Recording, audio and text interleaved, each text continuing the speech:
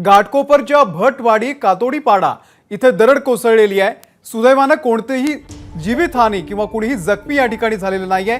काही घरांना मात्र मोठा धोका निर्माण झालेला आहे। घाटकोपर मधला हा भाग आहे। प्रशांत बडे आपले प्रतिनिधी या संदर्भातले अपडेट देतील। प्रशांत, हा भाग नेमका कुठे आहे आणि कशा पद्धतीने नुकसान झालेलं आहे?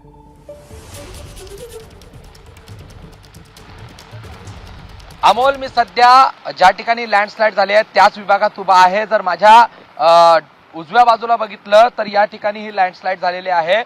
खरं तर हा घाटकोपरचा कातोडीपाडा परिसर आहे। डोंगराळ अशी वस्ती आहे आणि या कातोडीपाड्याच्या आजूबाजूला ज्या डोंगरांच्या आजूबाजूला जी घरं आहेत त्यावर ही लँडस्लाइड झालेली आहे। काही घरांचं मोठं नुकसान आपल्याला पाहायला मिळतंय। आपण जर बघितलं तर मोठा मलबा जो आहे तो या डोंगराळ भागातून थेट खाली कोसळलेला आहे।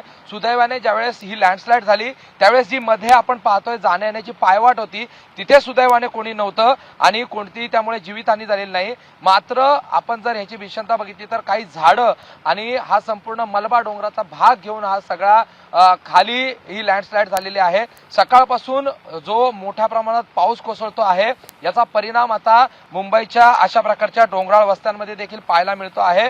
सध्या अग्निशमन दलाचे जवान असतील, घाटकोपर पोलीस असतील या ठिकाणी दाखल झालेले आहे। आजूबाजूची घरं जी आहेत ती सुरक्षेच्या कारणास्तव आता रिकामी करण्यात आलेली आहेत।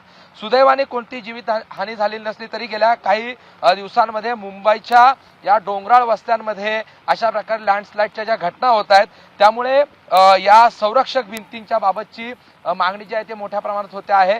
जिथे संरक्षक भिंत नाही, आपण जर इथे बघितलं तर या ठिकाणावर इथपर्यंत ही संरक्षक भिंत होती, मात्र पुढे संरक्षक भिंत नसल्यामुळे संपूर्णपणे हा डोंगराचा मलबा खाली आलेला आहे। काही रहिवासी आहेत त्यांच्याकडून जाणून घेऊया नेमकी घटना किती वेळापूर्वीची आहे, नेमकं काय घडलं, तुम्ही यावेळेस घरात होतात का, काय झालेलं आहे? ॲक्च्युली कालपासून पावसाचा जोर एवढा वाढलेला आहे आणि ही सोसायटी 50 वर्ष जुनी आहे।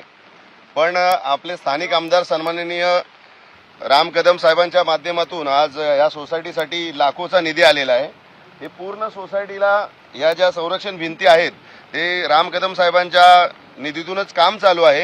हे काम तिथपर्यंत आलेलं आहे, पण पाऊस जास्त झाल्यामुळे ही सोसायटी जुनी असल्यामुळे ही दरड कोसळल्याने खालचं घर जे आहे त्याच्यावर गेलेली आहे आणि सगळं कुटुंब सध्या आमच्या इकडे घरी शिफ्ट केलेले आहे आम्ही। आपण जर बघितलं तर या ठिकाणी आता ही संरक्षक भिंत आणि त्याच्या बाजूचा जो उरलेला भाग आहे तिथून थेट हा मलबा खाली गेलेला आहे। सुदैवाने जीवितहानी झालेली नाही, सुदैवाने कुठलीही जीवितहानी झालेली नाहीये, परंतु पाऊस असा सुरू राहिला तर अशा अप्रिय घटना सातत्याने घडू शकतात।